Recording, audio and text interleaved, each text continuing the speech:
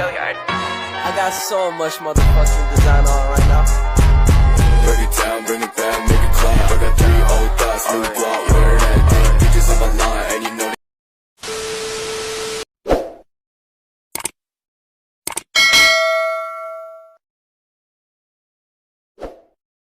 Assalamualaikum warahmatullahi wabarakatuh. Halo semuanya, berjumpa lagi bersama saya.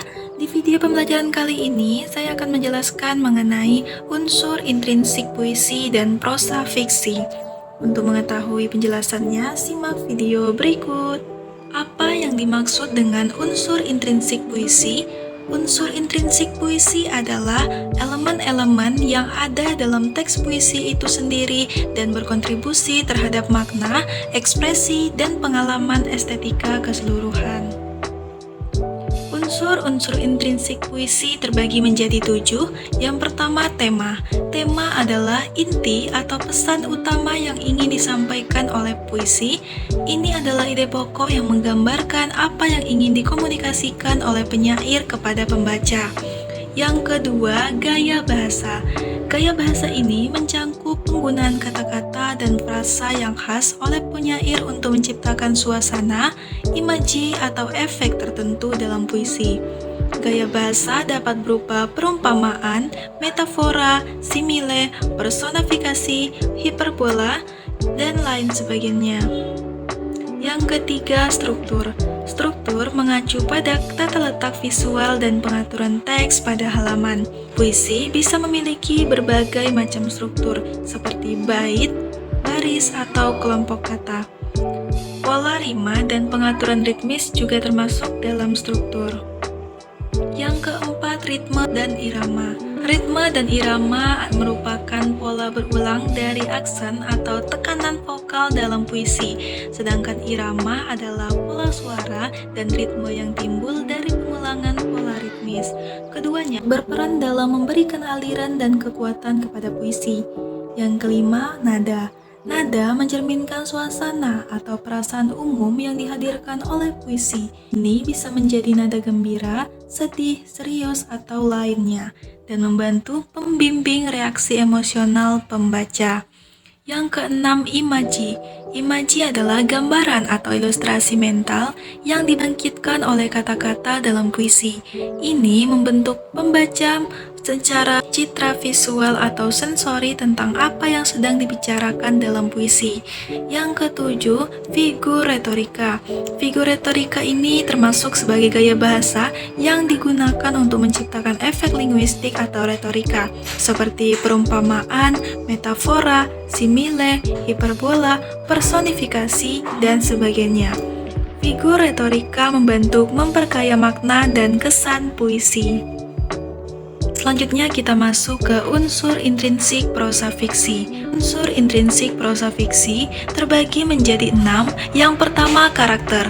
Karakter adalah individu dalam cerita yang memiliki atribut, kepribadian, dan peran yang berbeda.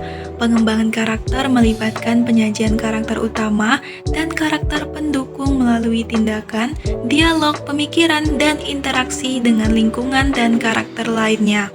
Yang kedua, plot.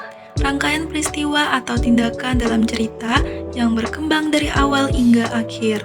Ini mencakup elemen-elemen seperti pengantar, konflik, klimaks, dan penyelesaian. Plot membentuk alur cerita dan menentukan bagaimana konflik diatasi. Yang ketiga, tema.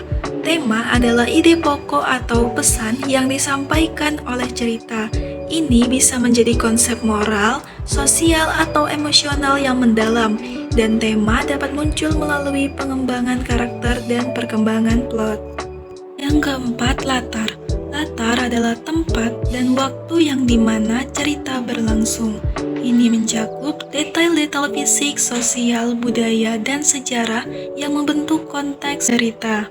Latar dapat mempengaruhi suasana dan tingkat keterlibatan pembaca dalam cerita. Yang kelima, gaya bahasa. Gaya bahasa adalah melibatkan penggunaan kata-kata, frasa, dan struktur kalimat yang unik dalam cerita. Gaya bahasa menciptakan nada, ritme, dan aliran cerita yang khas, serta dapat menggambarkan suasana, karakter, dan tema. Yang keenam, sudut pandang. Sudut pandang ini adalah perspektif dari mana cerita yang diceritakan. Ini bisa berupa sudut pandang orang pertama, naratif aku, sudut pandang orang ketiga terbatas, naratif dari sudut pandang karakter, atau sudut pandang orang ketiga serba tahu, naratif yang mengetahui pikiran dan perasaan semua karakter. Selanjutnya, saya akan memberikan sebuah contoh cerpen dan juga puisi yang memiliki persamaan unsur-unsur intrinsik. Saya mengambil cerpen yang berjudul Layar Terkembang karya Sultan Takdir Ali Syabana dan puisi yang berjudul Sajak Putih karya Khairil Anwar. Unsur-unsur intrinsik yang memiliki persamaan di antara keduanya, yang pertama tema. Kedua karya tersebut memiliki unsur tema perasaan cinta, romantisme, dan penghayatan terhadap keindahan alam. Layar Terkembang menggambarkan cinta yang kuat antara tokoh-tokohnya, sementara Sajak Putih mencerminkan perasaan cinta dan keindahan alam. Yang kedua, imaji. Keduanya menciptakan imaji yang kuat. Layar Terkembang memiliki imaji tentang pelayaran, laut, dan simbolisme romantis, sedangkan Sajak Putih mengandung imaji tentang keputihan dan ketenangan alam. Yang ketiga, gaya bahasa. Kedua karya ini mengandung gaya bahasa yang indah dan puitis, penggunaan kata-kata yang mendalam, dan deskripsi yang berwarna menciptakan suasana yang mendalam. Yang keempat, nada. Baik Layar Terkembang maupun Sajak Putih memiliki nada yang mendalam dan bermakna. Kedua karya ini menciptakan suasana yang tenang dan mengajak pembaca merenung. Yang kelima, sudut pandang. Kedua karya ini menggunakan sudut pandang orang ketiga, memberikan gambaran luas mengenai tokoh dan perasaan mereka. Baik, sekian penjelasan saya mengenai unsur intrinsik puisi dan prosa fiksi. Jika terdapat kekurangan mohon dimaafkan. Wassalamualaikum warahmatullahi wabarakatuh. Bring it down, make it clap. I got 3 old thoughts, new